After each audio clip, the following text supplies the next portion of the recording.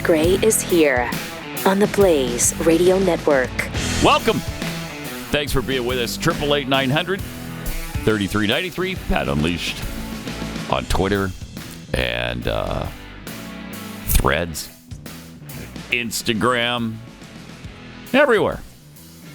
Also, you can subscribe to our YouTube page, youtube.com/Pat Gray. Make sure you hit the bell. You'll get notified then when new content is published. And subscribe, rate, and leave a podcast review on iTunes. Pat Gray Unleashed on podcast, Spotify, iTunes, wherever you get your podcast. We also have Stephen Friend, FBI informant. Stephen Friend coming up. Former agent, in about an hour. And we'll talk to him about January 6th and some other things involving the FBI and how great they've been recently. Because, man, they're awesome, right? They've been terrific. And and we also have chewing. Doesn't sound familiar at all. What is he talking What, about? did you almost forget that? Why did it take you so long to say it? Just because he's Mitch McConnell. Jeffy will have chewing the fat about half an hour. I know we're all excited about that, right? Thank you. Yeah, we're all excited about It's the only reason I wake up on Wednesdays. Right? Yesterday we had a chart that was, I guess, misleading. Yeah. So we're going to lead with our mistakes here. It showed inflation had it had outpaced real wages, right? It showed inflation the cost adjusted of rent. wages. Yeah, so it showed the real cost of rent, but it showed the as you just said, for wages. So what it should have looked like is this right here. So I appreciate everybody that sent this to me because that thing was making the round saying, "My gosh, the cost of rent is out of control." And while it is, it's outpacing real wages, but not nearly what it looked like. So thanks for because it looked a lot worse than that. Mm-hmm. So there it is. I feel better now. Do you feel better? Yeah, I feel better now. Thanks for. Yeah, we wanted to clear that up so you'd feel good today. Thank you. So your rent is just a little bit unaffordable, not a super lot unaffordable. Yesterday it actually happened. Speaker of the House Kevin McCarthy called for a Joe Biden impeachment inquiry to begin. That's why today I am directing our House committee to open a formal impeachment inquiry into President Joe Biden. This logical next step will give our committees the full power to gather all the facts and answers for the American public. That's exactly what we want to know, the answers. I believe the president would want to answer these questions and allegations as well. Oh, sure. Sure he will. Yeah. I like the Babylon Bee headline. McCarthy announces he has greenlit a probe to examine the possibility of investigating preliminary meetings into whether or not they should begin to consider the future likelihood of hypothetical impeachment hearings sometime later down the road. It's really funny. That's funny. That's good. I like it. Meanwhile, John Fetterman was asked about the impeachment news. Here's his measured response, which is brilliant. As you would expect. About this news that Speaker McCarthy has formally launched an impeachment or has said he's going to. Oh my God, really? Oh my gosh, it's devastating. Ooh, don't do it. Please don't do it. Oh no. We gotta run back to the office. His handler's like, yeah, come on. I can't believe they trust him with like an 18-year-old handler, That's his handler, though. That's his guy. Okay, come on, we gotta go. Let's go. I'm gonna get in trouble. Wow. And he's trying to keep him grounded, and he didn't. Honestly, though, he got him out of there quickly. Yeah, I mean, it's a second grader response, but is that not the internal voice of all Democrats? Because they know that Republicans have no teeth. They don't care. So they're like, oh, okay, I'm scared, because they shouldn't be scared. I will say, it was good to see John showing a little bit of respect for the office. Yeah, he's got a button-down shirt with the gym shorts this time. Take a look at it. Speaker McCarthy has formally launched. When we get to the gym shorts, then pause it. Oh my gosh. When he walks away here. Yeah, you're about to see. What a moron. Ooh, don't do it. What an idiot. Oh no. I mean, that's asinine. All right, stop. There you go. That's a good look. That is. That's for the U.S. Senate, that's a good look. No, hold on. Rewind it a few frames. Just a few frames, Joe. Because does he have like tie strings hanging down the front too? Yeah. Yeah, he does. Of course he does. This guy. They're shorts. They're athletic. Basketball shorts. What do you want? Yeah. Of course they've got the tied strings hanging down. At least he has the button-down shirt. Yeah. There's no hoodie this time. There's not a hood on his outfit. But does the guy not look around himself in the building and think the other 99 are all dressed up? Huh. I wonder if maybe it's appropriate to wear a suit and tie in here. Yeah, that's one thing the stroke couldn't take from him was his fashion sense. Yeah, it didn't take. Well, it was like that before, and it's still like that. Took away his sense of propriety, apparently, but it did not take away his fashion sense, and that's great. But I mean, congratulations, John Fetterman, on the same page as the Lincoln Project. Republicans. They said any Republican who supports this sham impeachment is an extremist, a direct threat to our democracy, and must be treated as such at the ballot box. Oh, my God. Lincoln Project. But they're Republicans. They're Republicans. They're yeah, Republicans. Of course they are. Yeah, absolutely. Really good conservative really good Republicans. Not those MAGA bastards, though, I'll tell you that. I mean, seriously, they're on the same page as Chuck Schumer, who said it's a witch hunt. Mm-hmm. What did Hakeem Jeffries call it?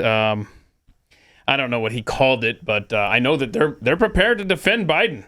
I mean, that's what they do. That's what Democrats do. Yeah. They circle the wagons, even if they're they don't care. Circling to defend a Marxist, pedo, corrupt SOB who deserves to be nowhere near the Oval Office. You think that's an issue? All of a sudden? Not with them. Not with them. It's not. Adam Schiff calls it an evidence-free impeachment. Oh, well, he knows about evidence-free impeachments. If anybody knows, it's him. Right? And what was it Cornyn was talking about? There's no way that it's going to get past the Senate. I'm like, yeah, well, that's the same thing that you did to Trump, right? Douche. So what are we talking about? And he's right. It's not going to get past the Senate. I know, but so? I know. So what? So what? And the Democrats knew it when they impeached Trump twice. They knew that was going to happen. They didn't care. They did it anyway because then they could say the guy's been impeached. Correct. Not once, but twice. So, okay. Well, here's a little taste of your own medicine. You don't like it, do you? You don't like it. And it's not just payback either. There is good reason to be impeaching this guy. This guy should not only be impeached, but convicted and removed. Absolutely convicted and removed. So we'll see. Obviously, that part's not going to happen. Just the impeachment will happen. Maybe. I mean, do you even have... I don't have confidence in the Republicans to even get that done. Actually. I really don't. Representative Matt Gaetz says McCarthy has a lot more to get done in the House than the impeachment. On this very floor in January, the whole world witnessed a historic contest for House Speaker. I rise today to serve notice. Mr. Speaker, you are out of compliance with the agreement that allowed you to assume this role. The path forward for the House of Representatives is to either bring you into immediate total compliance or remove you pursuant to a motion to vacate the chair. We have had no vote on term limits or on balanced budgets as the agreement demanded and required. There's been no full release of the January 6 tapes as you promised. There has been insufficient accountability for the Biden crime family. And instead of cutting spending to raise the debt limit, you relied on budgetary gimmicks and rescissions so that you ultimately ended up serving as the valet to underwrite Biden's debt and advance his spending agenda. Mr. Speaker, you boasted in January that we would use the power of the subpoena and the power of the purse. But here we are, 8 months later, and we haven't even sent the first subpoena to Hunter Biden. That's how you know that the rushed and somewhat rattled performance you just saw from the Speaker isn't real. At this point, during Democrat control over the House of Representatives, they had already brought in Don Jr. 3 times. And we haven't even sent the first subpoena to Hunter Biden. Power of the subpoena and power of the purse. Only thing the 118th Congress is known for at this point is electing Kevin McCarthy Speaker and underwriting Biden's debt. And unfortunately, there's only one of those things we can remediate at this time. power of the purse. Our leadership right now is asking us to vote for a continuing resolution. A vote for a continuing resolution is a vote to continue the Green New Deal, a vote to continue inflationary spending, and in the most troubling of fashions, a vote for a continuing resolution is a vote to continue the election interference of Jack Smith. Mr. Speaker, we told you how to use the power of the purse. Individual, single-subject spending bills that would allow us to have specific review, programmatic analysis, and that would allow us to zero out the salaries of the bureaucrats who have broken bad, targeted President Trump, or cut sweetheart deals for Hunter Biden. September 30th is rapidly approaching, and you have not put us in a position to succeed. There is no way to pass all the individual appropriations bills now, and it's not like we didn't know when September 30th was going to show up on the calendar. I must be better, you must be better, and this House must be better, for it is the last best hope for tens of millions of Republicans. We demand real oversight against this weaponized government. Just look at the bribery. If tens of millions of dollars flowing from foreign corrupt people into the bank accounts of the Biden family wasn't enough for actual impeachment, why were we even looking? Joe Biden deserves impeachment for converting the vice presidency into an ATM machine for virtually his entire family. We all see it. We all know it. Now, moments ago, Speaker McCarthy endorsed an impeachment inquiry. This is a baby step following weeks of pressure from House conservatives to do more. We must move faster. Now, I will concede that the votes I have called for will likely fail: term limits, balanced budgets, maybe even impeachment. I am prepared for that eventuality, because at least if we take votes, the American people get to see who's fighting for them and who's willing to tolerate more corruption and business as usual. Mr. Speaker, dust off our written January agreement. You have a copy. Reflect on the spirit of that agreement and build on the start that we had moments ago. Begin to comply. No continuing resolutions, individual spending bills or bust, votes on balanced budgets and term limits, subpoenas for Hunter Biden and the members of the Biden family who've been grifting off of this country, and the impeachment for Joe Biden that he so richly deserves. Do these things or face a motion to vacate the chair. And let me alert the country, a motion to vacate might not pass at first, but it might before the 15th vote. And if Democrats bail out McCarthy, as they may do, then I will lead the resistance to this uniparty and the Biden, McCarthy, Jeffries government that they are attempting to build. I know that Washington isn't a town where people are known for keeping their word. Well, Speaker McCarthy, I'm here to hold you to yours. I yield back. Wow. Huh. He's got a good-looking head of hair. Yeah, he does. Yeah, he's a good-looking man. He's a good-looking man. He had a lot to say, too. That's good stuff. And it's all true, right? I don't hear a lot of falsehoods there. The continuing resolution thing has to stop. It must stop. You have to pass a budget. You have to. This is just lunacy that we've let this go for 14 years without a budget, but that's all. Just 14 years, and we just keep doing the whole thing. Well, in September, the government's going to shut down again. Let it. So what? So what? They still have to do the essential things. Even when the government shuts down, the essential things, Social Security, Medicaid payments, all of that stuff gets done. Everything continues. Yes. You'll still pay the vets. We'll do all of those things. But the nonsense stops. It shuts down the non-essential garbage that the country does every day, all day. So what? Let it shut down and stop with the continuing resolution. That's just a never-ending process to bankruptcy. I mean, we're already there. Yes. And eventually it's going to catch up to us. It hasn't yet because we just keep kicking it down the road. But it will. It will catch up to us soon. But McCarthy, I mean, we knew he was going to be a crappy speaker to begin with. We all knew it. We didn't want him. But they tried to hold his feet to the fire and make this agreement, and now he's not even sticking to it. Wow. I'll bet some of the Republican meetings are a little uncomfortable, huh? A little awkward with Gates and McCarthy in there together. I bet that's fun. I bet it is. They probably get along famously in private. What do you want to bet? Just like the Republicans and Democrats are slapping backs and shaking hands after every session, I'm sure McCarthy and Gates are fine. Yeah. I bet they are. It's kabuki theater. C-SPAN, why don't you work on getting some cameras into those rooms? Yeah, how about that?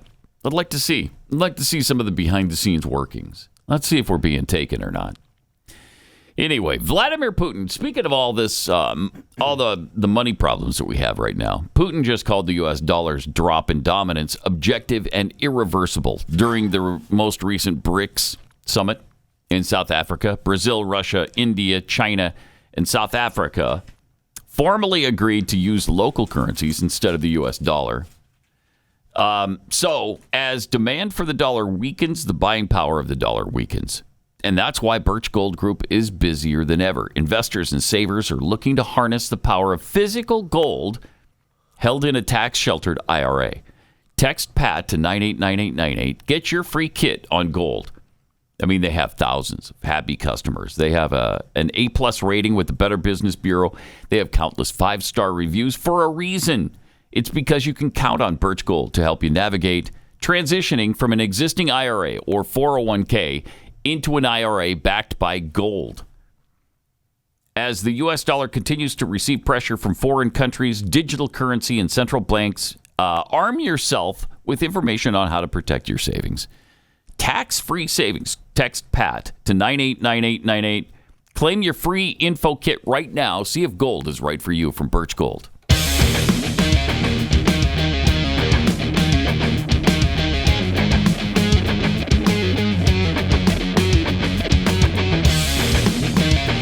This is Pat Gray Unleashed. Oh, by the way, yesterday, big sports news. Aaron Rodgers is done for the year. Yep.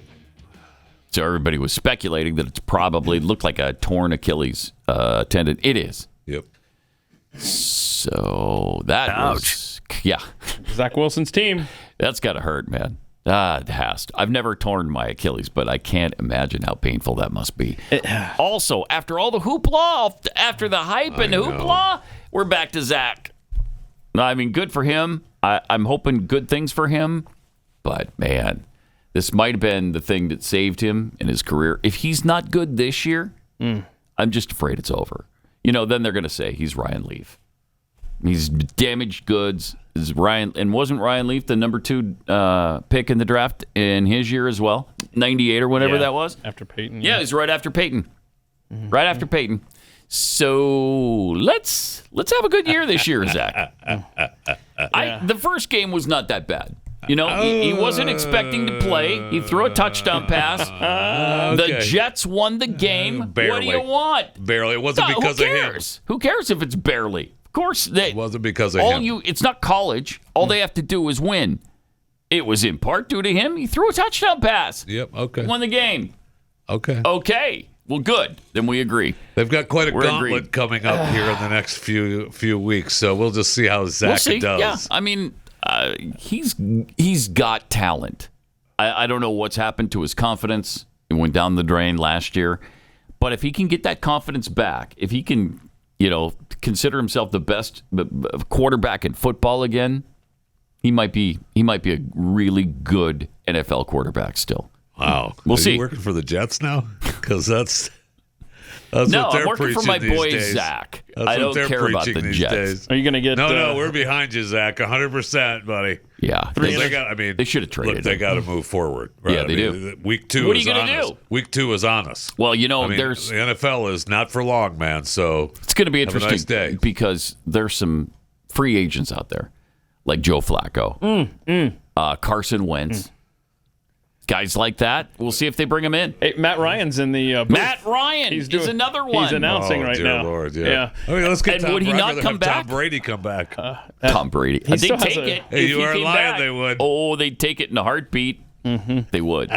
That would suck for Zach. But hold on a second. He's going to have to be able to learn more. That's true. That's true. He's going to need to get probably 3 interceptions a game from Jordan Whitehead, I guess, going forward. Yeah, you aren't kidding. But the funniest thing I saw yesterday, the quickest thing I swiped away on my phone when the notification came through was Colin Kaepernick's camp has reached out to the Jets. Oh, you got to be kidding me. Oh, man. 2016? Stop, bro. Wasn't that his last year? It was 2016 or was it 2015? It was either 15 or 16. He's been done for 7 years. And we all know you don't really want to play. Yeah, you just want to say that the Jets are racist because little. they didn't sign you. Right. That's right. Oh, you want your white kid to continue to play? Well, at least he has talent. Okay, he's got a cannon for an arm. He's got some talent. A tad younger. 2016, yep. Yeah, 2016. Jeez. Give it up, man. Which he already did, of course. He just, again, he wants to cry racism. Yes. So, anyway, that's what's going on. We haven't been able to ask Jeffy, because he hasn't been here till today, this week, about the Missouri game, which was... What do you mean we won? We're 2-0. You did. What are we talking about here? You won. You're 2-0. What are we even talking about? Nebraska fans sitting over here in the corner going, I mean, they won. They did not look good doing it. No. They won by 4 over... I don't remember. Was it Southwest Missouri State?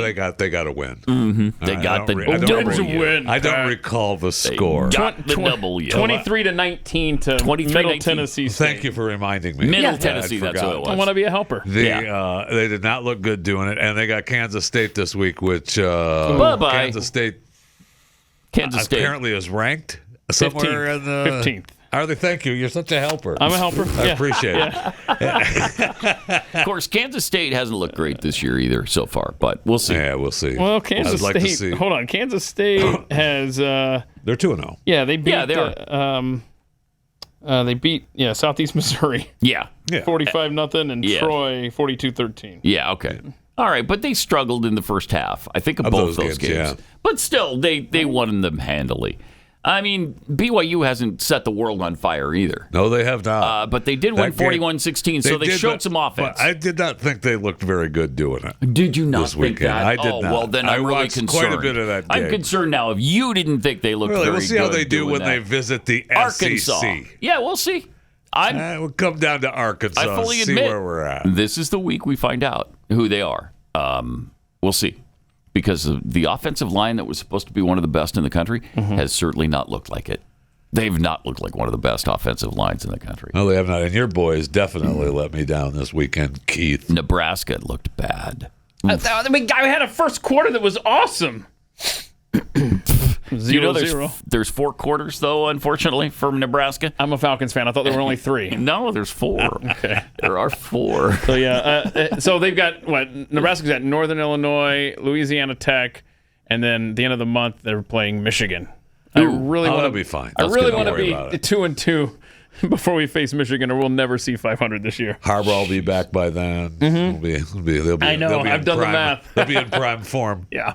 So Colorado, by the way, won again, obviously, against Nebraska. And then this weekend they've got... Colorado State. Yeah, Colorado State. So they win that game. But then they've got Oregon State. Then they have Oregon and USC. Yeah, that'll be the test. So we'll see. That'll be the test. We'll see. Not winning those. Maybe you give them Oregon, maybe, but USC is destructive, man. They look good this year. Good. Mm-hmm. Yeah, they look good. All right, back to business. Over at the State Department, spokesman Matt Miller had a fun day defending the indefensible. Here he was asked about the $6 billion the Biden administration freed up for Iran on the anniversary of 9/11. So this whole thing about we're not giving it, we're not doing it. I mean, you're doing you are unblocking it basically. You're telling international banks in these European countries and Asia and in the Middle East that you're fine. Go ahead and do it. So the idea that you don't have anything to do with it is. I pause it for a second. Would not say that. So his excuse has been, well, we're not giving him the money. It's not our money. It's not our money. We're not actually taking it from our treasury and directly depositing it. That's been their whole premise. In their bank. Yeah. But you're freeing it up because we're the ones who have been blocking it all these years. Now all of a sudden it's fine. Take your $6 billion and create more terror around the world. That's what they're going to do. Yep. It's what they're going to do with it. All right, let's see what he had to say. I did not say that and would not say that. We are, of course, taking steps to effectuate the transfer of these funds, these Iranian funds. However, the point I take issue with, to give something, it must be something that's yours. This is not our money. This is Iranian money. Again. Unreal. The waivers, then they wouldn't get the money. I'm not disagreeing with that. Although it's their money in the first place, they wouldn't have access to it. They wouldn't be able to effectively. We had the same argument back in 2016. So. Yeah. History repeats itself. Yeah. Huh. Yeah, same as 2016, right? Wow. When Obama was president doing deals with terrorist regimes in Iran. Leaving them billions of dollars on the tarmac. And Remember I guarantee you, Iran said, yeah, we want to do this deal, but make sure it happens on September 11th. Yeah. You know they said that. And the Biden administration was like, why, what's September? Oh, okay, sure, yeah, that's fine. They don't care. They don't care. They don't care. And now you've got Kim Jong-un making a deal today with Vladimir Putin. Remember, took his big train into Vladivostok. It wasn't that long ago that we had a president that was killing military leaders in Iran, that wasn't taking the deal off the table that Obama left him with, that had the little short and stocky guy running North Korea, kept him in his place. Boy, it doesn't take long to flip a country, man. It's so frustrating to see these people and what they're doing with this power. Yeah, it's the opposite of everything they said. We're gonna increase our friendships with our allies, and we're going to strike fear in the hearts of our enemies. They've done the opposite of both. Yes, they have. Instead, our allies fear us now and don't trust us. No kidding. They don't trust us as far as they can throw us. No, we're blowing up pipelines that keep their countries warm. And our enemies are running roughshod over this administration. They couldn't care less. They are so toothless in this administration, and everybody knows it. I'd say they're just working hand in hand. They're not even trying to stop them. God, it's crazy. He was also asked about the U.S. funding of the coronavirus research, which is fun. How much money went from USAID to the work at Wuhan and to their collaborator, Ralph Barrick, at the University of North Carolina, to collect and make coronaviruses that are weaponized, that are more deadly? So I, first of all, reject the implicit accusation in that question, and I do not have at my finger. I do not have at my fingertips the particular details of USAID funding. Are you saying for certain that no USAID money went to the Wuhan Institute of Virology? Question. Go ahead. No, please tell me. Are you stating that no USAID money went? I am happy to take questions from those in this audience. I'm happy to answer them. I appreciate that they treat every person in this room, including myself, respectfully. I called on you. I'm now calling on someone else. Go ahead. Me respectfully, please tell me, what are you denying? Go ahead, What please. is your denial? It's a non-denial denial. Wow. Nice. Yeah. Of course they're pissed, because now you're affecting them. Yep. They don't care until you affect them. And now they are. This administration is screwing over the journalists, and so they're done with them. It's kind of amazing to watch. Good. Yeah, good. Do we have the full story, Jeffy? I thought you were keeping an eye on this. Maybe I'm wrong. Do we have the full story on the connection with Wuhan and North Carolina and the murder that happened there a couple of weeks ago? No. Okay. I don't have all that. There's something there. I do not have all that. Because definitely, remember when it happened, China said, this came from North Carolina, University of North Carolina. And we were like, okay, China, we got you. Well, see, we look through a different prism now. Mm-hmm. Okay? Yes, we do. So we're with you, China. We totally understand that. But I still want to know what that murder... Yeah. Because that guy was from Wuhan. I mean, people die all the time, Keith. Okay, I'll let it go. I should let it go. I should definitely let this go. We got you in the fat with Jeffy next.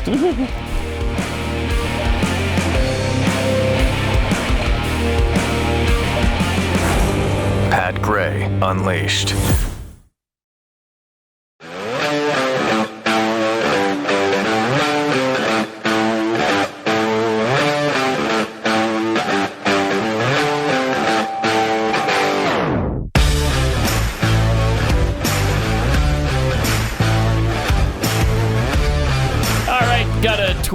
from William.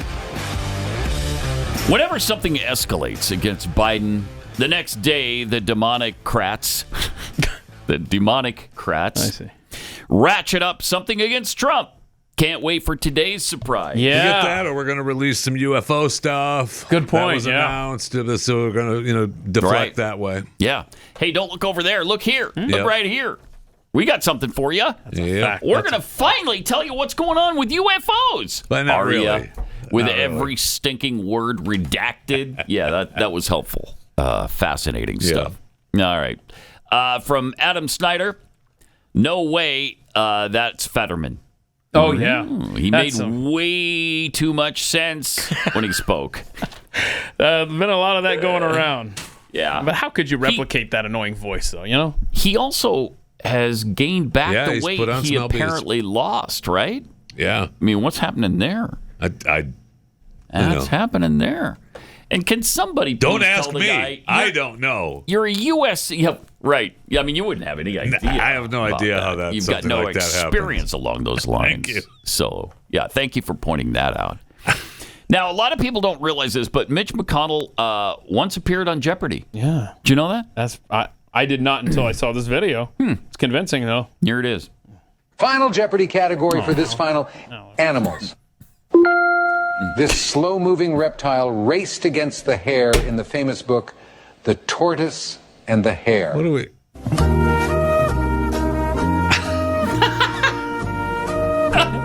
It's you, Mitch. They're talking about you. You. Mitch, hello. Hello. Oh, he's not going to do it. Not even writing. It's well done. That's funny.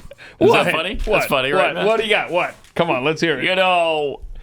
You're making fun of a man who's having some health issues. 81, 83. Having some health issues. You know what would make us stop? 5. You know how people like Mitch and Joe can get us to stop mocking them? Get out of office. Get out of public office. We will not do this. There's an idea. Exactly. It's an idea. They haven't considered that idea, but it is an idea.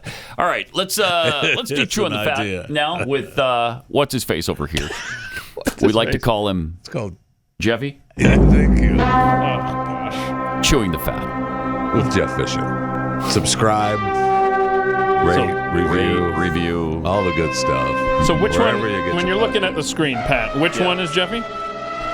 Which one is it? I stopped smoking, so disappointingly. Good thing we still have you on tape doing it then. So are you saying it's the guy, it's the one on the right? Is that what you're saying? Because I'm not sure that's a fact. Aren't you? I don't know. I can't Aren't tell. you? I cannot tell, frankly. I don't know, but it's the guy holding the Fat Boy ice creamer now. Oh, yeah, it says Fat Boy. All right, we got to do something about this intro. It's just too long now. Thank you. Too long. Too long. Man. It is longer. I know. Yeah. Wow. I know, bro. It increases by about 5 or 10% every single week. It does. All right, go ahead. So you mentioned yesterday that Djokovic won the U.S. Open. Yep. Amazing that he wins the U.S. Open after being banned multiple times because he refused to be vaccinated. And then he beats another unvaccinated player. And I didn't know that. And then ESPN's Shot of the Day, sponsored by, you'll see. Great stuff. Oh, boy. Well, we'll take you to the modernist shot of the day, and it was saving this point. That is to get to incredible. I mean, it's real. That's the amazing thing, yes, right? It's absolutely real. Moderna actually sponsors the shot of the day, and it's the guy who won't get the shot. It's incredible. That's crazy. You can't make this stuff up. You cannot make this stuff up. This is exactly what we were talking about with the Babylon Bee guys when they were here. Truth is weirder than fiction now, yes, and weirder than satire, and so that's what's making everything difficult. By the time you think of something, it's already really played out in real life. Yes, it's happened. Incredible. Something else happened at the Open that was awesome, and no, I'm not talking about the climate protesters. Before the semifinals match, two protesters were arrested after play at the U.S. Open was interrupted when they began shouting, and one You can just roll this video. We don't need the audio. One began shouting, and the other one glued his feet to the ground during the match. I'm getting so tired of these people. Oh, my gosh. They were charged with criminal trespass and disorderly conduct after gluing his feet to the concrete. Rip him right off the concrete, bro. Yep. It'd be a real shame if the sole of his foot, all of the sole of his foot was left on the pavement. Shame. That'd be a real shame. He would have literally left his soul in New York. Yeah, right? They were given tickets to appear at a later date in court. So that's good for them. Right there with the immigrants. They were wearing shirts that read "End Fossil Fuels," so good for them. Well, I was actually... Well, we've already done that because there are no fossil fuels. Okay? It's a recurring goo that the Earth manufactures. And that's why we still have it, despite the fact that they've been crying peak oil since 1922. All right, I've said my piece. The awesomeness that I was actually referring to is American teenager Coco Gauff, who won the women's singles title at the U.S. Open. 19. She's a 19-year-old American. Yeah, 19. This is the first time that a teenager has won the tournament since Serena Williams in 1999. Yeah. She spoke about her faith in God after winning the U.S. Open. How great is that? What does it mean to win your first Grand Slam title on home soil? Oh, my goodness.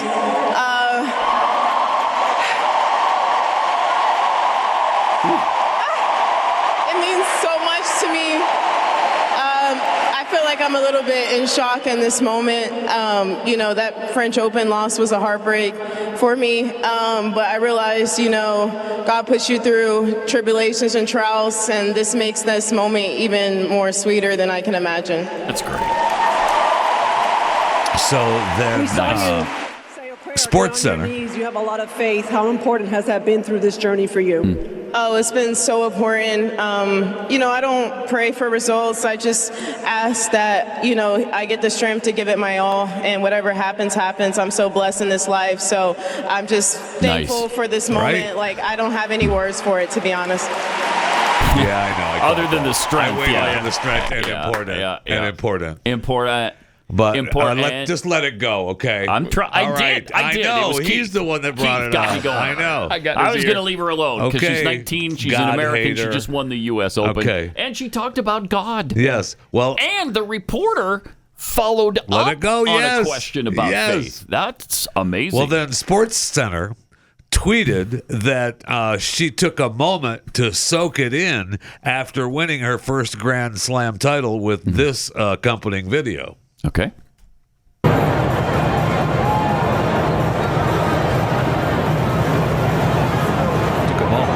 She's soaking it in. She's not praying. Soaking it in. She got down on her knees and prayed, and they call it soaking it in. Well, Tony Dungy, NFL Hall of Famer, Super Bowl champion, quote tweeted the ESPN Sports Center tweet with this: I hate to break it to you, Sports Center, but she's not soaking it all in. She's praying. She's been very open about her Christian faith in the past. Seems pretty obvious what she's doing here. Right. That's right. What? Soaking it in, Tony? Yeah, soaking it all in. I understand. I'm glad that these atheists and agnostics are getting a little pushback. People like, and as I'm speaking, thank goodness, even though I said restart later, this machine of mine has just in the middle of the show restarted itself. Oh my gosh. Boy, it's a good thing you have a producer that it asked everything. Me, hey, do you want to change the time? Yes, let's do it after the show. I don't know, how about 9:45? Did the same thing to me. Did the same thing to me last week. You got no choice. We're going to restart right now. Didn't that just happen a little bit ago? Pisses me off. I mean, how many times does that thing need to restart? I did it. I restarted it last week because I had to, and the week before. Can we stop with this? It's outrageous. Madness. It's outrageous.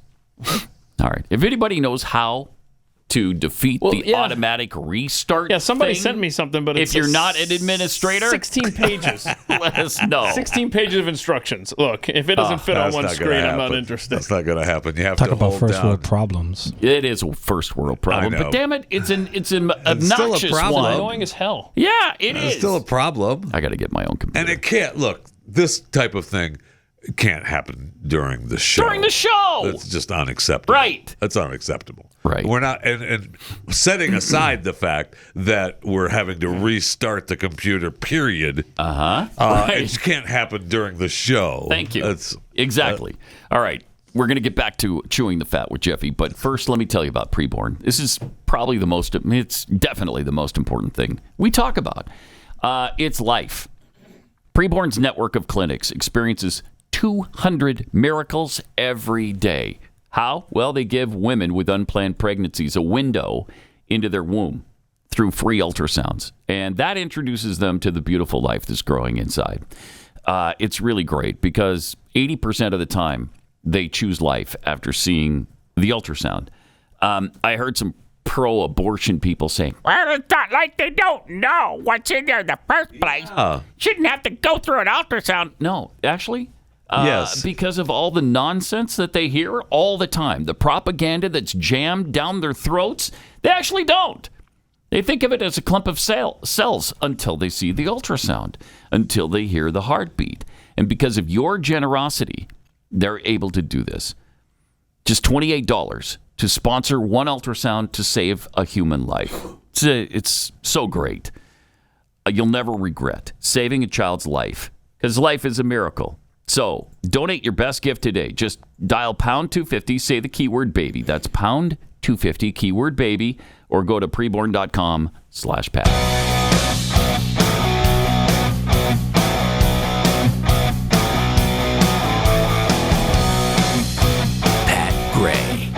Unleashed. I'm happy to report that my computer working on updates is 30% complete now. So I got that going for me. That's 30%, awesome. Just 70% to go. That's awesome. So maybe around, noon today, I'll be able to use my show prep again. So the NFL is back, right? I mean, we talked about Aaron Rodgers getting injured, but, we're talking about the average NFL team now values at $5.1 billion. True. The 32 teams, the aggregate value, $163 billion, almost tops the combined value of every NBA and Major League Baseball team. Oh, I'm sure. The league's most valuable team, the Cowboys, over $9 billion. Oh, it's $9 billion now? Last season, the average team revenue, NFL team revenue, hit $581 million, up 8% year to year. I'm sorry, say what you will about Jerry. I know. At Jerry's World. But he bought that team for, was it $15 million? Yeah, I guess. I mean, 15 to 30 million, something like that. Almost 10 years ago, it was only worth, $3 billion. And now it's $9 billion. Hats off to him for not selling the team and making a very tidy profit. No doubt about that. That's incredible. Oh, it was 150 million? Yeah. Okay.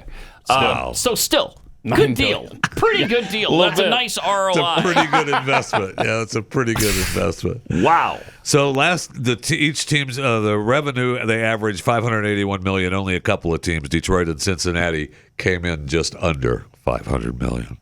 And they're still the dominant force on live television.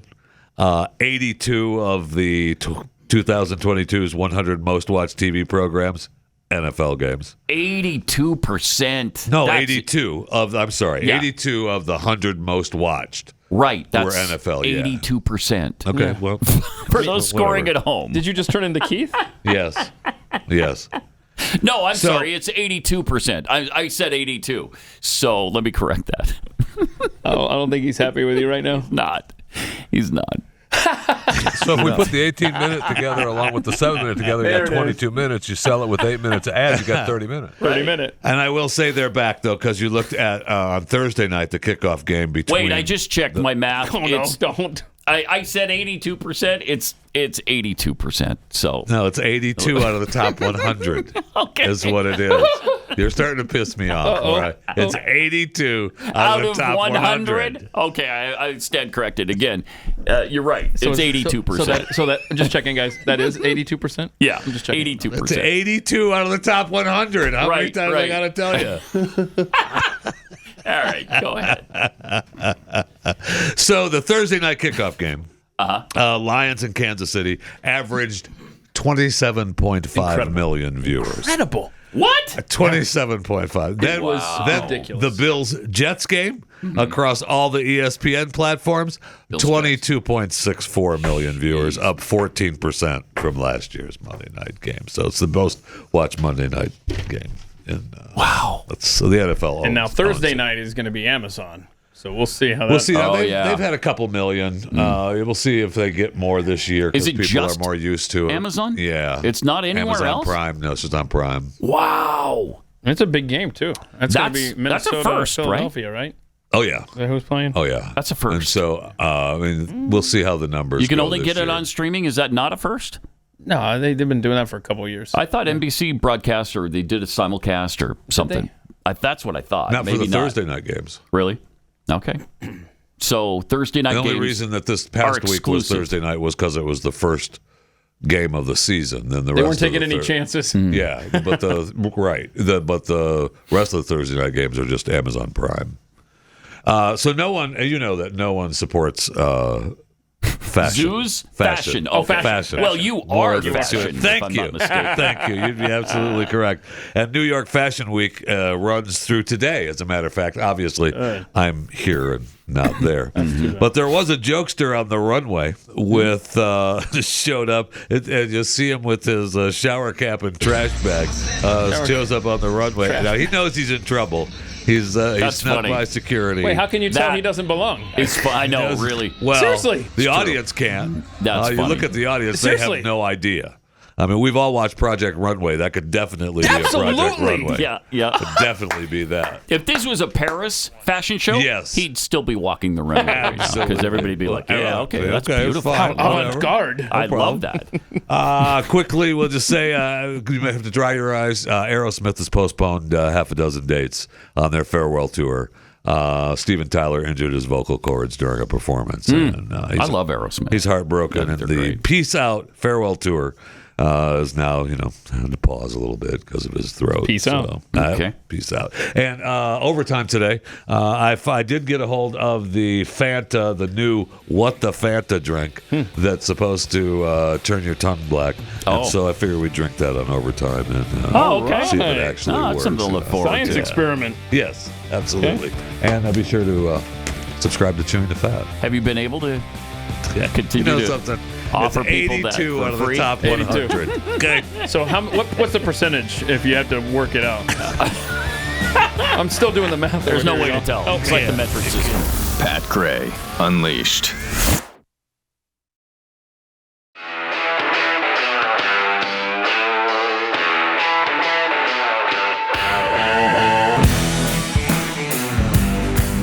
Pat Gray is here on the Blaze Radio Network. It's true, and welcome.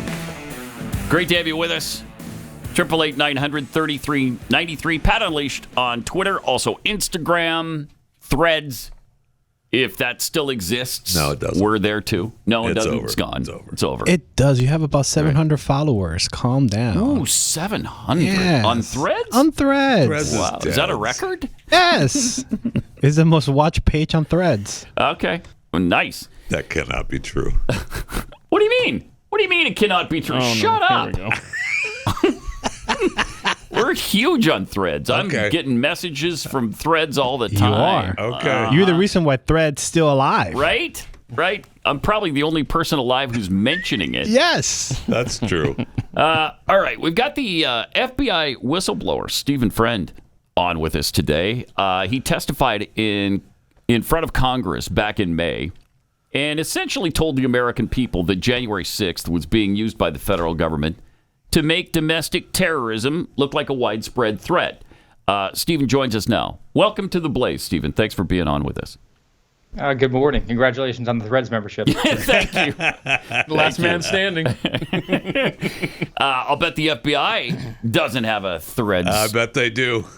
They have a brag about that they have over 70 social media accounts. Wow. There you go. Wow. Yeah. Wow.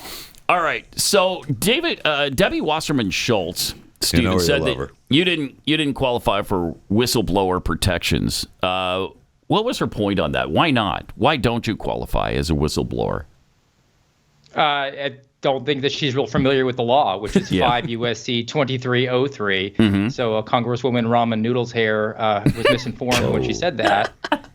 And that says that I have to have a reasonable concern of waste, fraud, abuse, or risk of public safety, and I have to bring those concerns forward to the proper reporting authority, which I did on multiple occasions. Mm-hmm. And it doesn't say I have to be right.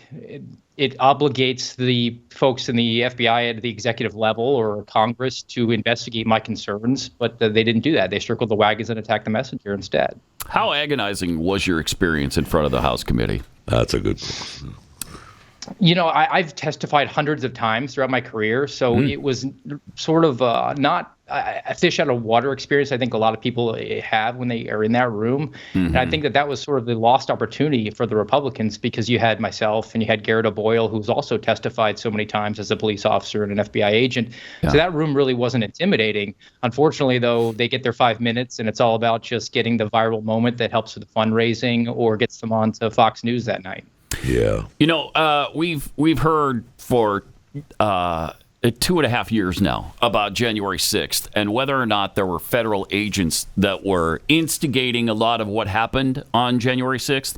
Are you under the impression that was a huge problem? Yeah, I think anytime there's a large gathering, it falls to law enforcement to have presence there just from a safety standpoint. And that's par for the course, especially in Washington, D.C., where you would expect protests to be going on a daily basis. Could range from 10 people to 1 million people. But that's standard operating procedure. There's other factors that I think that were there at hand. I think there was also some professional provocateurs. There's some video evidence of people changing their clothes.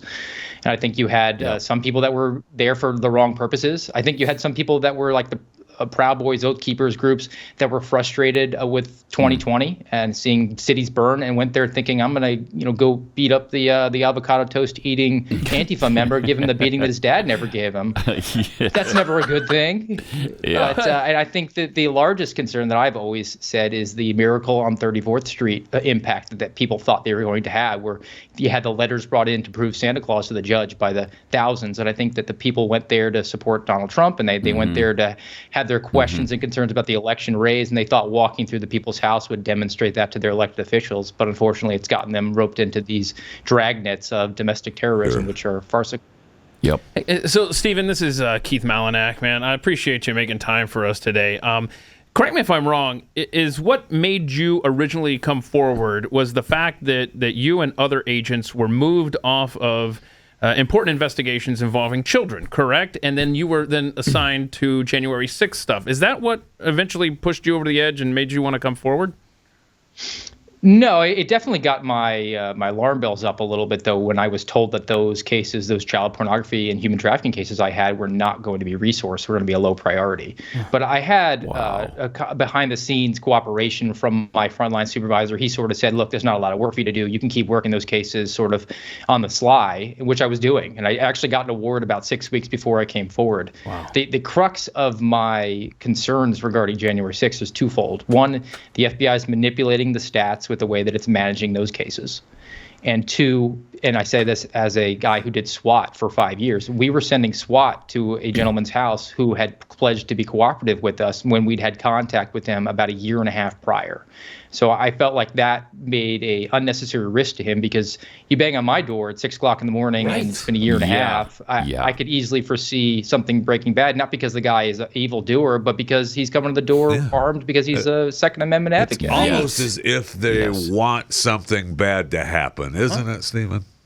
Isn't it? I do have that suspicion, and sort of it was the once shame on you, twice shame on me, because I was involved with the Gretchen Whitmer case as a SWAT operator, and having seen the way that they got us spun up as SWAT guys to get into a potential armed conflict with that case when it was farthest from the truth, the threat being there. That made me concerned about the intentions of the executives within the FBI, what they really want from the rank and file to do. What was the extent, you bring up the Whitmer situation, what was the extent of the involvement in the FBI agents actually planning that and prodding these guys to get all fired up to kidnap her? Was it as bad as we think it is? I think so. I mean, look, I've read but things that Julie Kelly's put out, and she's done yeoman's work on that as she's done with January 6th. And it was very clear that there was incidents where there was 12 of 18 people in the room were government assets, either undercover or informants. And you got these guys who were not predisposed to commit a crime. But look, this is not new. This is the playbook, the tried and true playbook for the FBI that they've used for decades. And unfortunately, in the immediate aftermath of September 11th, which we just celebrated the anniversary of, I think a lot of people just wrapped themselves in the flag and assumed that the FBI was an objective force for good. But I've cited every time that I've spoken out the Liberty City 7, which is a 2006 case that's been well documented by folks on the left, especially at The Intercept. And that's the largest to date. It's the largest Al-Qaeda takedown in the history of the FBI, except nobody was a member of Al-Qaeda. I know. Oh, wow. That's insanity. My God. Liberty City, yeah. Wow. Hey, you know what? This actually... so congratulations to the FBI. Right. Yeah. This dovetails to a quote that I just recently read here. I have this bookmarked. In 2012, Judge Napolitano reported that 17 out of 20 terrorist plots thwarted by the FBI were actually planned, plotted, controlled, and carried out by the federal government itself. And this ties in perfectly with the Liberty City thing. I mean, they seek out Muslim men. They try to coax them into... I mean, what is the deal with that stuff, Stephen? I don't understand that as an American citizen. I think that there's a few factors that are in. One is the fact that the FBI is driven by a quota system. That's the dirty secret that, unfortunately, I was unable to get out. I only very briefly touched on it when I testified. It's integrated program management, which is just so McKinsey-esque in its consulting speak. IPM is the quota system that the FBI uses to dictate its operations for the year, for the number of cases it has to open and arrests it has to have and tools it must use. And whenever you're driven by hitting those numbers, you're perversely incentivized, especially in law enforcement, where you're not producing widgets in a warehouse somewhere. You're dealing with people's freedom. Yep. And as a result of that, though, the worst thing is, which should be a unifying topic, Debbie Wasserman Schultz and Matt Gaetz should hold hands on the fact that no senior executives should get $30,000 to $50,000 bonuses because their subordinates hit their numbers, which is what happens in the FBI every year. Oh, my gosh. So we heard, and I don't know that this is true, but the person who was in charge of the Whitmer investigation in Michigan, that's the guy that they brought in to oversee the January 6th investigations. Is that true? Stephen D'Antuono. He was a special agent in charge of the Detroit field office, was then moved over to Washington field office, oversaw both of those investigations before unceremoniously retiring. And that's sort of a catbird position to enter the upper ranks. So it was very suspicious. And his payoff, I guess, was to get a partnership at KPMG. And he's now kind of come back and testified. And I think he's kind of done carrying the water and is doing some covering of his own butt here because he's spoken, I guess, behind closed doors, at least, to the Weaponization Select Committee. We're talking with Stephen Friend, 12-year veteran of the FBI, whistleblower. Now, there's so much to get into here. You reached out to us last week when you heard us in one of our overtime segments talking about the shooting of a Utah man in his home. He apparently made threats directed toward Joe Biden. He was then summarily killed in his home. We read something that said the FBI body cam footage was missing, but you tell us that the FBI doesn't use body cams. Is that right? That's correct. There's no body camera footage because there is no body cam. I know that there's been a push to... Oh my! We'll see if that ever comes to fruition. They will not use it for SWAT because they'll say we don't want to reveal our tactics, even other standard SWAT tactical. That's why we see, actually, you think about it. A lot of the footage. First of all, I mean, why they? If anyone has the money for body cam footage, it's the federal government. But it's interesting that all the footage that we have of people's interactions with the FBI comes from personal footage. Ring doorbells and dash cams and stuff like that. So it makes sense that they don't have any. I mean, that's why the FBI is not even required to audio record their interviews with you. They can write down the notes of it. And that was the word that James Comey used, the contemporaneous notes that he wrote down after meeting with Donald Trump. Right. You have 5 days to do it. So if I interview Jeffy on Monday about his drug activity, I can document his quotes by Friday and be in the good. Wow. Oh, what I said on Monday is not true. Yeah, I thought Friday. we were going with hypotheticals here. Now, this has happened a couple of times recently with the FBI. So we suspect that they went in there guns a-blazing, hoping for a situation that occurred in Utah and in Henderson, Tennessee. Is there any way we're ever going to find out the truth about what happened in either of those instances? No, the FBI is going to do a very thorough job investigating the FBI, and the FBI will determine that the FBI did nothing wrong. Right. But to add some context, though, to the Utah case, which I do think is important, this subject made threats in March to Alvin Bragg, and the FBI sent 2 agents to talk to him. He said, "Get a warrant. I'm not talking to you." And then they left. He went online then and made threats against the FBI. So they had these 2 threats in March.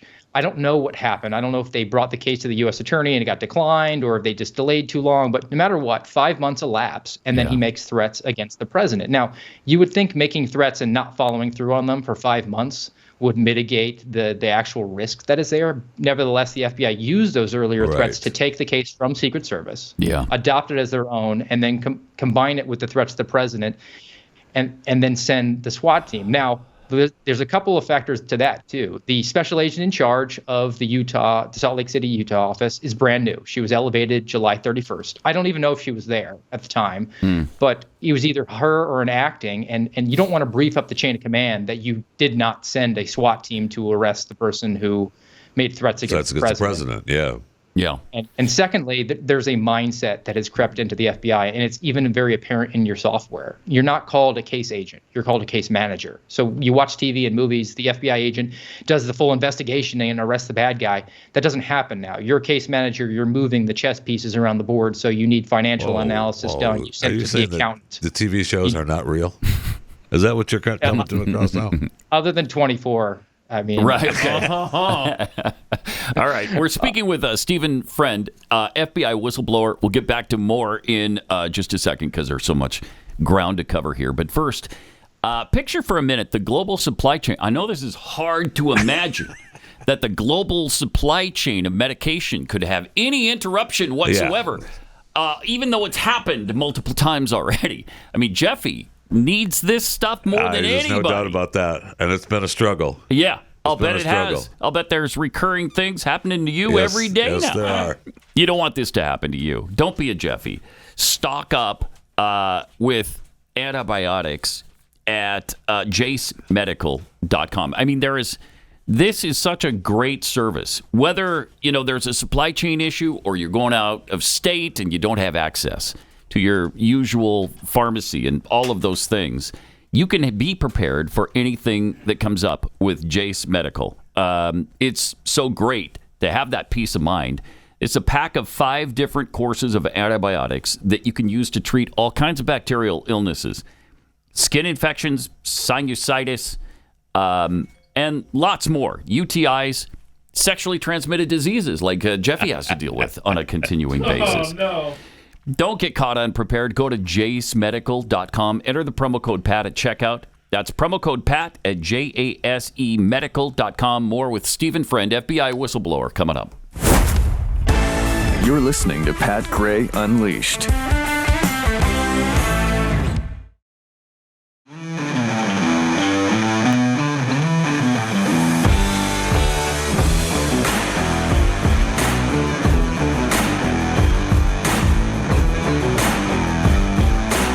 We're talking with Stephen Friend here on Pat Gray Unleashed, FBI agent until earlier this year. Stephen, what is your job situation like now? It seems like the FBI has pretty well ruined your career. Yeah, so I was actually suspended last September 19th, and they put you into an unpaid indefinite suspension while they just look into what's going on. Yeah, that'll teach you. Yeah. So my suspension was not for whistleblowing because they can't do that. That's illegal. It was for looking at the employee handbook improperly. So they suspended my security clearance. Wow. How dare you? How dare you? That's awesome. So I requested outside employment, which you are entitled to do, but you're limited to $7,500 a year, but it's better than nothing. So I requested an opportunity. I came along for a fellowship with, you see the banner behind me, Center for Renewing America had a fellowship available. And I put in the request and was told it would take 30 to 90 days to hear back, but I heard back in 1 day and that I was rejected. So eventually resulted in I resigned to accept the fellowship after 150 days, and that was the morning that I testified to the select committee. Is it bad enough where you're actually concerned for your safety? I'm an early riser. I do distance running, so I get up every morning to stretch and get myself woken up. Yeah. And I have the bird's eye view of the one way into my neighborhood. And I have always kept an eye on it because I know if they come, it'll be at 6 o'clock in the morning, and I don't want to be in a Provo, Utah situation. Right. So I've definitely been concerned about that. But at the same time, when I first came forward, Dan Bongino recommended that I just scream as loud as I could for as long as I could. And when I stop, that's when I'll be the most vulnerable. So I'm this foreseeable future going to raise holy hell. Well, you bring up the Provo situation. There's no hotbed of terrorist activity. Like Provo, Utah. That screams assassinations more than Provo, Utah. So it's kind of understandable they were on their guard there. So, Stephen, all right, you talked about concern for your safety. You did the right thing. You came forward as a member of the FBI. We talk about the Utah situation and the 6 a.m. pre-dawn raids. What would you tell the average American? I've got a lot of questions off of this, but what would you tell the average American that just loves their country, but maybe they don't agree with some of the stuff that's happening in it?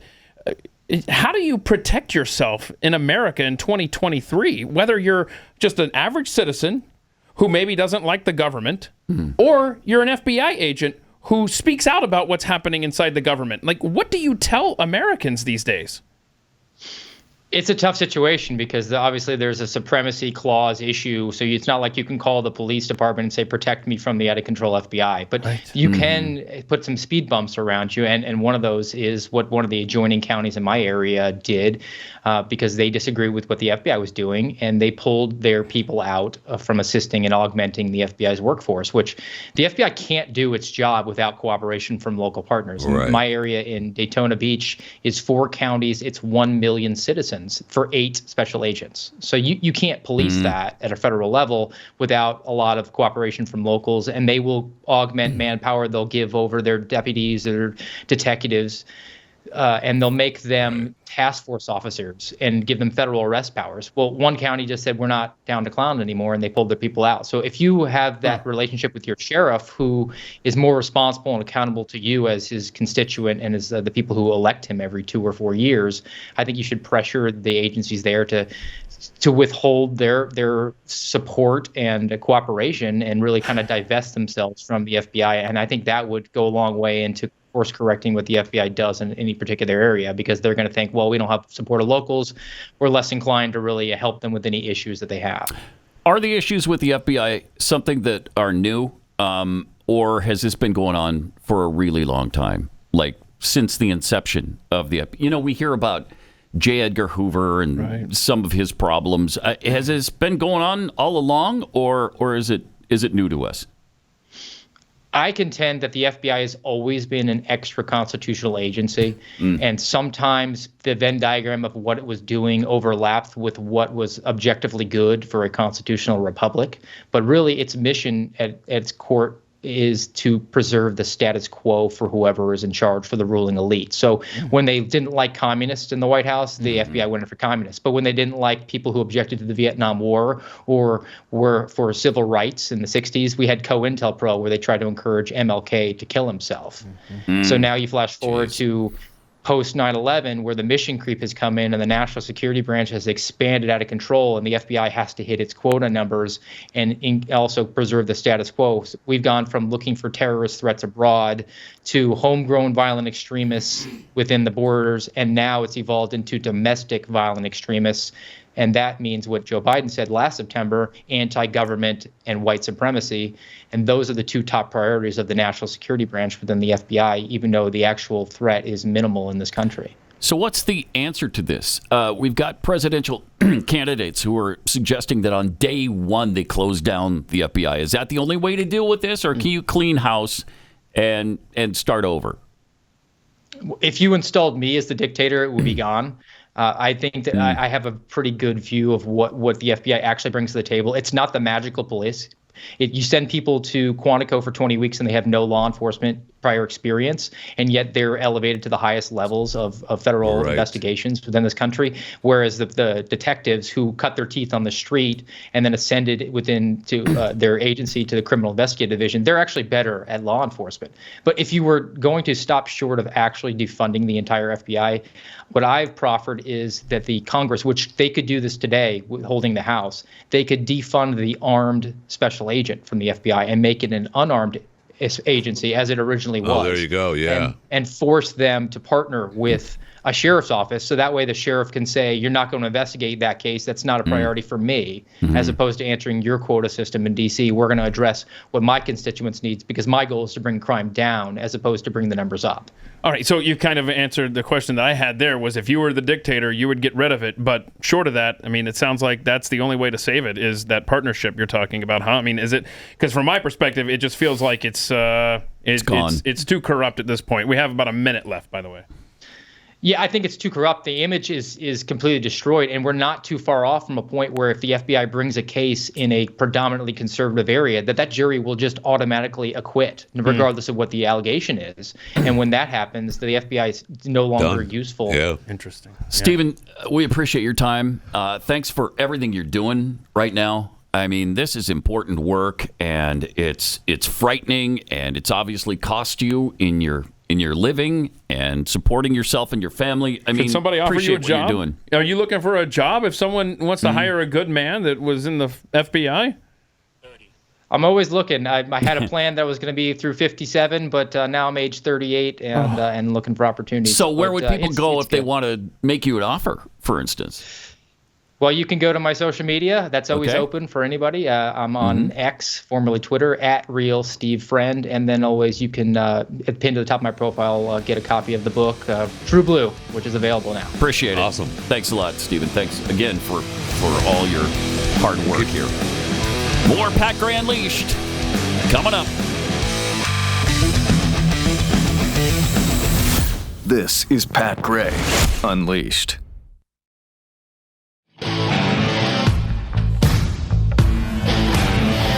Let me take a minute and remind you that there is a service. If you're trying to sell your home, buy a home, do both because you're relocating, that will help you through that process. It's a tough one. It's an agonizing one. It's a stressful one. You want to have the best realtor available, and that's where realestateagentsitrust.com comes in.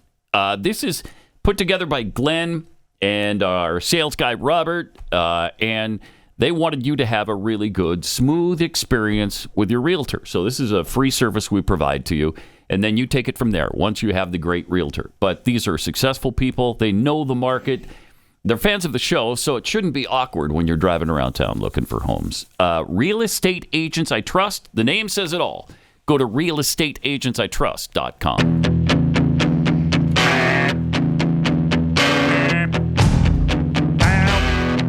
Pat Gray Unleashed. Let me just also mention Kexi.com, because you get some delicious cookies there. Prepare you for autumn. We've got the pumpkin spice, which is mandatory. By federal law, we must have a pumpkin spice cookie at Kexi, and so we do. That feels accurate. Yeah. It's a pumpkin-based cookie with vanilla chips and brown butter frosting. Oh, I could bathe in brown butter frosting. I mean, and don't think I haven't. Boy, it's happened on a couple of occasions. That visual makes me hungry. S'mores, the s'mores cookie with the marshmallow fluff center, chocolate chips drizzled with chocolate, topped with marshmallows, and the caramel apple pie. So all of those available. We also have the mini cookies available. They're back in stock for a limited time only. Kexi, Kexi.com. You know, there's so many disasters occurring right now. We had the Maui fire, the Florida hurricane, the earthquake, which killed thousands in Morocco. Also, the Libyan situation. 5,000 plus people have died in Libya because of, it's flooding, It's right? flooding from the storm, yeah. That's unreal. Jeez. And then to make it worse, all the goofballs on the left are screaming, "See? Climate change! Climate change!" But you know what? Natural disasters are not new. In fact, Fewer people die from them now than ever before in world history. So I thought, let's see if that's really true. Can I back up that statement with some actual facts? And the answer is yes, I can. Some of the biggest natural disasters ever, like when 4 million people died in China in floods that occurred there in July. Week? I hadn't heard about that. No, it wasn't last week. It was just before last week in 1931. 1931. 4 million. That's outrageous. 2 million in the 1887 Yellow River flood. As early as 1976, 655,000 Chinese people died in the Tangshan earthquake. You believe that? Then there was a cyclone I've talked about this many times. I remember growing up how many disasters happened in Bangladesh. Yeah, always. Over and over, which is why George Harrison did the concert, right? Yeah. Concert for Bangladesh, because they were hit with so many things over and over that, we felt bad for them. I know. I remember sitting on my grandfather's lap hearing about those poor people in Bangladesh. Yeah. 500,000 people. 500,000 died from an earthquake in 1970 in Bangladesh. It was called, I think, East Pakistan or something. And then the most recent, this is one of the most recent huge catastrophes I could find in Haiti, the 2010 earthquake. Do you remember how many people died in that? 310,000. Whoa. Is that incredible? 310,000? Yeah. In the earthquake of January 12th, 2010. Is that, I wonder if that's from immediately or maybe just from the conditions on the ground afterward? Yeah, it doesn't specify. Or, the Clinton Foundation stealing money from them? Right. We were raising money for that forever. Oh, my gosh, every grocery store had a bucket. And then there were stories about how virtually none of it got to Haiti. People, right. Because that was when my argument was that the NFL should move a team there, and that way they could rebuild everything and be fine. Right. Right. Yeah, that's right. And you say that's the most recent disaster on your list there? It's one of the most recent. Yeah. I think the most recent one is probably the one that this country has been suffering daily since January 20th, 2021. The Joe Biden disaster? Yeah, the Joe Biden presidency is probably the biggest in world history. For sure. There's no doubt about that. May prove out to be. I'll tell you that. Also, hurricanes. Hurricanes are a new thing, as you know. Yeah, we've never had them before. Yeah. Never. It's unheard of. It's unprecedented, the fact that we've had hurricanes lately. It's the climate change stuff. There were 6,000 to 10,000 who were killed in the Galveston hurricane of last week. No, wait. No, I'm sorry. It was 1,900. 1,900. And how many SUVs you think contributed to that? Because that they'd been out for a while. We actually do have the figures on that. Okay. It's, carry the one. 82? 2. Yeah, I thought for 0. Sure. None. I thought for sure that's what he was no going SUVs. No 82%. 82% of the cars at the time on the road. Then there was the heat wave, of course, that killed 9,500 people, which obviously just happened because it's been so dang hot. Mm-hmm. Well, okay, this didn't just happen. 1901 was when that happened in the eastern United States, heat wave of 1901. I mean, this list goes on and on with these. How about the French heat wave that killed 41,000 people in 1911? Trying to care. Wow. Wow. Really. In fairness, you're talking about France. This whole China thing and the France maybe this will thing, move I'm really trying to care. 5,000 plus died in a North American heat wave. Okay. This summer. Now I care. No, wait. This was actually 1936. Hold on. It got hot in 1936? I refuse to believe that. But these natural disasters go on and on and on. I mean, and you can break it down by century, by decade. And we're so much more prepared now. So much more prepared. Especially here in the U.S., I mean, our structures have built so much better that we can withstand these storms. It saves lives. Right. Yeah. And things that can't be because of fossil fuels. No, that has nothing. That only causes the disaster. Right, it doesn't fix any disasters. Also listed on the natural disaster list are avalanches. And in China, man, they've had a tough go of it too, but they seem to have a lot of people still. I'm really trying to care. 100,000 people died in a landslide in 1786. So last week. Yeah, I mean, how old were you in 1786? I was the same age as I am right now. Wow, that's weird. Can we revisit that summer of 1936? You talk about being really hot. Mm-hmm. I mean, this is another molasses story. No, but isn't that fascinating? It is fascinating. It's incredible. Jeffy's only interested because it involves something closely resembling food. 1936, hottest summer on record, but it also featured the coldest February on record. Oh, wow. So did it really? Yeah.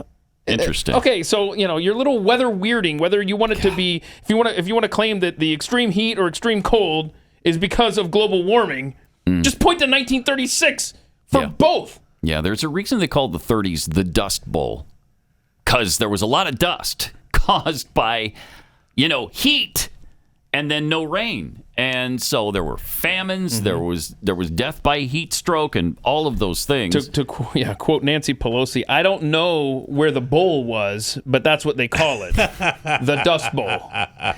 Yep. I don't know what's so great about it. I don't know what's so great about the Great Depression. While I was researching this, I also found that an awful lot of people have died from disease. That may surprise you. Actual diseases have killed. Well, for instance, the Black Death in Europe from 1346 to 1353 killed 200 million people. Up to 200. I mean, they don't know the exact figure, but they put the range at 75 million to 200 million. That's quite a range. That is. I don't know. How do you not narrow it down a little bit better than that? We have no idea of knowing, though. I mean, they just don't. The records aren't quite as good as they are today. But they know that between 30 and 50% of Europe's population died. That is unreal. I mean, crazy. 50 million died of the Spanish flu in the 1918 pandemic that we had here. Did you guys remember that 40 million people have died from HIV/AIDS? 40 million. Globally. Globally. Yeah. Worldwide. The plague of Justinian in Europe and West Asia from 541 to 542 that one killed sucked. up to 50 million. I hated that one. That was not a good time then. Right. I'm sorry to bring up that memory. Good time. I know. That I that know. had a lot of to people hurt. didn't I expect apologize. it, and it was just Yeah. all of a sudden. Weren't you sick. trying to warn people? Yes. Though? And all of a sudden you're sick. Don't try to gloss over monkeypox, sir. 25 deaths from monkeypox. I'm sorry, 25 million? Was it? Or no? What did I say? You said 25, but I'm That's sure because that was... the number is 25. Period. What about the comma and zeros afterwards? No. Globally? No. 25. 25. I feel like there was more than that globally. No, here is a story from October 3rd, 2022, CNN.com. Globally, there have been more than 68,000 monkeypox cases and 25 confirmed deaths. 25 Wow. In the world. Wow. That's how horrible it is. Hopefully this puts things into perspective, for reasonable people. The death toll from famines, which is brought on by a lot of heat or a lot of cold, and so they had the Great Chinese Famine. I don't know what made it so great or what was so great about it, but that's what they call it. The Great Chinese Famine killed up to 40 million people. Isn't that incredible? But so this is not, and that was 1959 to 1961. This is not new. These kinds of things have been going on since the dawn of time. That famine was brought on by their ruler, though, right? I mean, that was by Mao. I don't know. We're asking you since you were around. And you have what's called the Holodomor now, which killed 11 million in the Soviet Union. Yeah. Because they starved their people on purpose. Yeah. All right. Let me take 1 minute. Tell you about Saturday, September 23rd. It's your opportunity to own prime Texas acreage at wholesale prices. Let me introduce you to the Overlook at Richland Chambers. where you can find never before offered 2 to 4 acre lake estates for $79,900. Come by and see why the best wholesale land value in the state of Texas exists right there. On Saturday, September 23rd, you could also own a rare 8+ acre direct dockable property with over 545 feet of shoreline for only $199,900. Incredible deals, and it's really beautiful. Less than an hour from Dallas, just 2 hours from Houston. These are serviced by paved roads and utilities. If you buy now, you have the freedom to choose your own builder and build when you're ready. Great deal. Huge demand for lake property in Texas right now. Breathtaking lake views, perfect for a second home, a retirement, or just full-time lake living. And there's no HOA Nazi situation where they tell you what you can and cannot do with your property. Right up to and including your mailbox. Right. I'm sorry, your mailbox is 4 inches over the limit. Shut up! You're out of compliance. Yeah, I can't take it. That's hitting so close to nobody home, drives through these neighborhoods and does that to you. Yeah. Buy directly from the developer and save thousands on September 23rd. Call 765-LAKE now, 765-LAKE now, or you can go online at TexasTXLakefront.com. That's TXLakefront.com.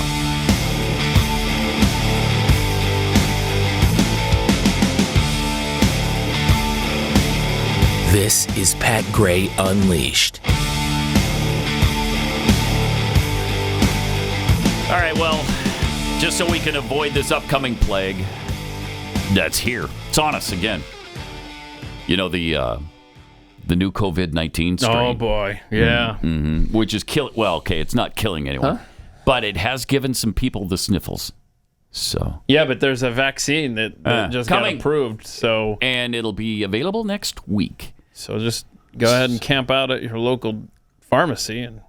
And in the meantime, they're trying to bring masks back. Don't forget, we've already dealt with this once. Okay, we're not going to put up with it again. Remember this kid, Mason? Oh, Mason's a and hero. What he went through with the mask. Coming back. They're bringing it back. You gotta wear it on, honey. No, you gotta keep it on. Mason's smarter than these chicks, for sure. He doesn't want to. Put your mask on. Oh, it's just cruel. That's just cruel. Right there. Yay, Mason! Oh, yay, Mason, for taking it off. Look, we're gonna keep it right here. My gosh. Stop it, y'all. It is maddening. Yep, sure is. Peekaboo, I see you. But masks work, right? That's what I always hear from the government. Except for no. Who you trust. No. Here's an update that appeared in the Boston Globe, and then it was repeated on MSN.com. That's amazing. How would the COVID-19 experience have turned out had there been no government-imposed states of emergency, no mask mandates, no orders to shelter in place, and no shutdowns of schools, restaurants, offices, and gyms? That's not hypothetical. We actually know. While the United States and virtually every other advanced nation did do lockdowns and compulsory social distancing and the mask mandates, Sweden, we talked about this at the time, they charted a different course. And they're now to be everybody's fair, dead. Yeah, they're all dead. Everyone's dead. Yeah, they were all missing 9 million missing people from your list of disasters. Gone. Yeah. I should have brought that up first because it's so recent. I mean, it just happened where every Swede died. Remember that? And that sucks because we tried to warn them. It does suck. We tried to show them the way. They ignored us. So, trying to feel bad. Here's the actual result of what Sweden decided to do. By every important measure, Scandinavia's most populous country weathered the pandemic with better consequences than other nations. Its economy did not collapse, its children suffered no learning loss, and it registered no increase in suicides. Well then. Interesting, isn't it? The data summarized in a new study for the Cato Institute. So the policy paper provides convincing evidence that the approach adopted by the United States and other advanced nations, an approach that relied on top-down coercion and sharply curtailed personal freedom, that was a mistake. Huh. I wish somebody would have said it at the time. Shoot. You know, I wish somebody would have said, wait a minute. We should not comply with this stuff. Look, man, hindsight's 20/20, Pat. True. Very true. For a while, the prevailing view was that the mistake was Sweden's. The disease spread quickly through the Swedish population, but what do you call it? Oh, that's right, herd immunity. Jeez. So Swedish voters backed their government and gave its non-coercive policy time to work. The upshot is that based on what we know now, Sweden's laissez-faire approach, hands off, seems to have paid off. Amazing. I mean, this goes on, but if you just use your common sense, you can get through these things. Yeah, it breaks down the numbers, and we will post that on Twitter later on at Pat Unleashed, so you can see these numbers and have them for your friends, because you're going to have employers, stores, family members trying to pressure you into wearing masks and social distancing. You should have stuff like this ready to say, no, thanks, though. Excess deaths, which is a category that includes all the additional lives lost to the pandemic, including those not necessarily encompassed by a given country's official COVID data. By that metric, Sweden appears to have outperformed every single country in Europe. Its excess death rate during the pandemic was just 4.4% higher than the previous norm. That's less than half of the European average, which was 11.1%. Wow.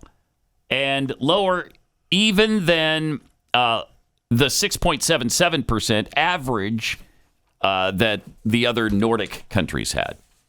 Incredible. I mean, too bad nobody... Well, yes, okay. What's that? Quite a few people talked about that, including us extensively. It's so irritating.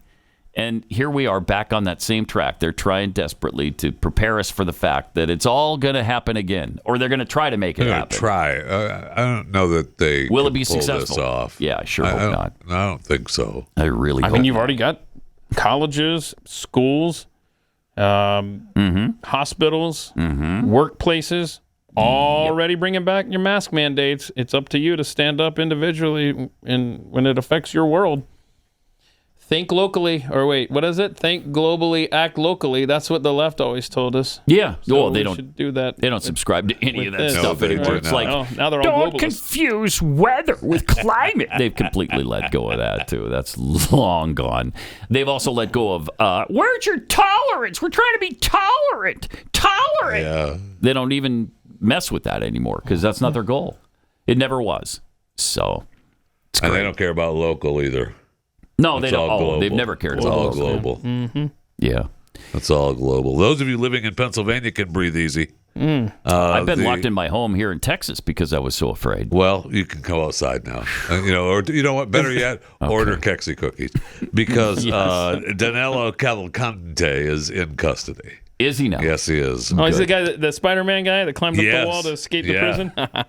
Definitely. That was awesome footage of him sneaking out like that of prison. But he's been finally caught. Okay. And, good. Was it Dog the bounty hunter that nabbed him? I will say this. Yeah. Say it. Yesterday, we found out the dog was on the case. We did. And today he's in custody. Okay. I don't know if dog had anything to do with it. Of course I just know that's the timeline. I think not. There's no such thing as coincidence, as you know. I have no idea what's playing. Can we kill that audio? Was that Dog Bounty Oh, that was a dog. Dog the Bounty Hunter. I don't get out much. Sorry. My bad. I've really offended Jeffy now because I don't recognize the Dog Bounty Hunter. Yeah. 10 years from now, when you watch the episodes of Dog the Bounty Hunter, you go, can we get that soundtrack back? I recognize that. My bad. All right. I want to get to this because there's some incredible footage now of Saturn rising from behind the moon. This is really, really cool. Check this out. You're about to see Saturn You see the rings already. Oh, look at this. What? Is this the Hubble? I don't know what this is What? from. This is just making the rounds, man. Is it? See, it's got to be CGI. There's no way. All right. You see the rings that clearly? No. That's really, an iPhone. Really? It's an iPhone? Cool, That's an iPhone, yeah. I couldn't get that with my Android. No, you I had can't. to use an iPhone. Look at that. It's like, I mean, between the moon and Saturn. Oh, New York City. Lies Jeffy, of course, and then Jupiter. So there's no way you could see Saturn with those kinds of obstructions in your way. Look at this again. This is cool, man. Saturn rising. Mm-hmm. I mean, even if it's faked, it's cool. It's fun. Right? I mean, that's just cool. Is this Look supposed at to? that. Are they claiming that this is actually real from the ISS or something? Something, yeah, sure. I mean, there's no way. It's no way. There's not. Saturn can't look that close. Too close. There's no way. Yeah. I don't know. It's about to slam into the moon. Anybody know for sure? iPhone. I'd love to hear it. If anybody I gotta knows look the facts on this, I'd like to hear it. That can't be real, though, right? Right? Maybe? I don't know. All right. We've got overtime coming up. We'll see you back here again tomorrow on Pat Gray Unleashed.